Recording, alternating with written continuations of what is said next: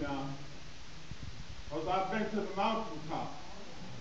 And I've looked over and I've seen the promised land. I may not get there with you, but I want you to know tonight that we as a people will get to the promised land. So I'm not worried about anything. I'm not fearing any man. My eyes have seen the glory of the coming of the Lord. I know you've all heard these remarks by Dr. King from great speeches that he gave. But there was a speech that he gave that many of you probably never heard that was the most inspiring to me as a young man. And it was the speech he gave on his entry into the civil rights movement that he gave at his church one morning, and he was discussing about what happened and how he got involved.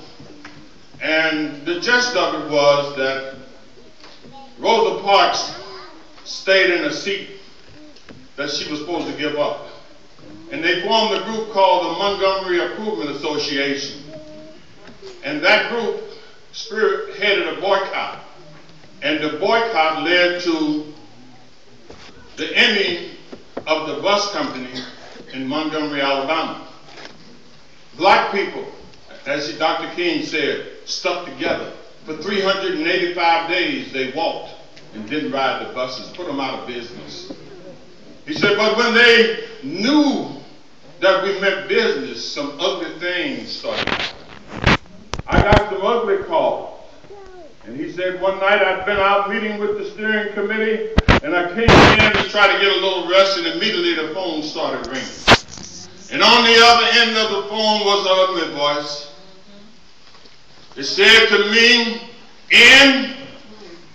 if you're not out of this town in 3 days, we're going to blow your brains out and blow up your house. He said, I turned over to try to go to sleep, but I couldn't.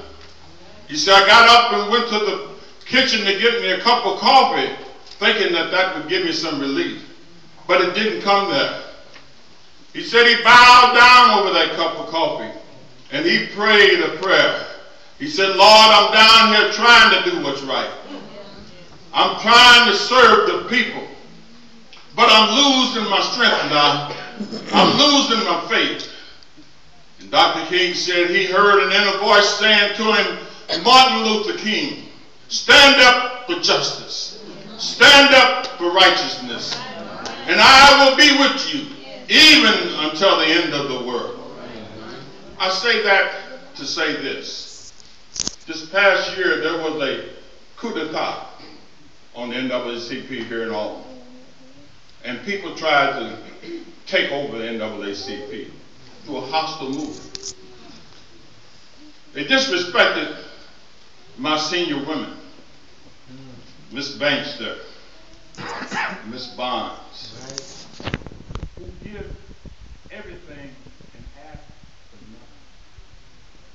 They told Jim and I, we're going to take over this organization, and we don't want you or none of your people involved.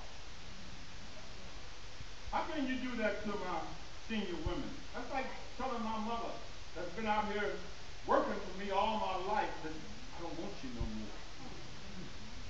That can't happen. They went after Jim Gray. That's one thing. But when you go after my women, my senior women, my mothers, that's another thing. I can't stand for that. Jim Gray has been out here fighting for rights of people. He's visited those in jail. Dr. King said he stood up for injustices. He spearheaded a back-to-school, stay-in-school program who helps thousands of kids. He provides scholarships to C-average students.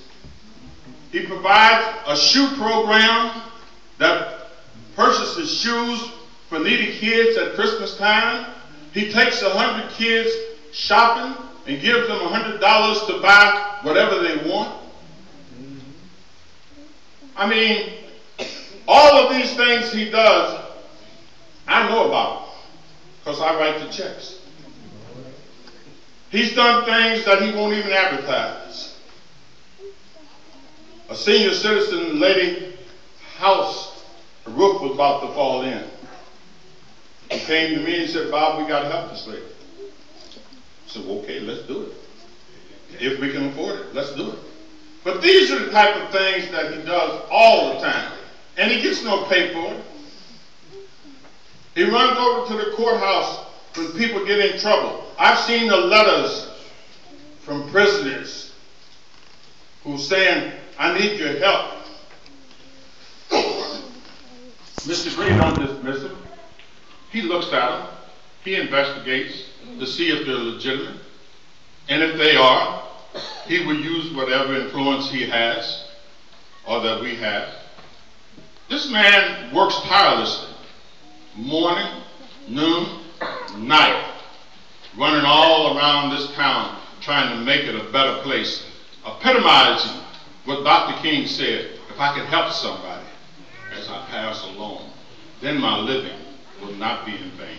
Ladies and gentlemen, Mr. Jim Gray.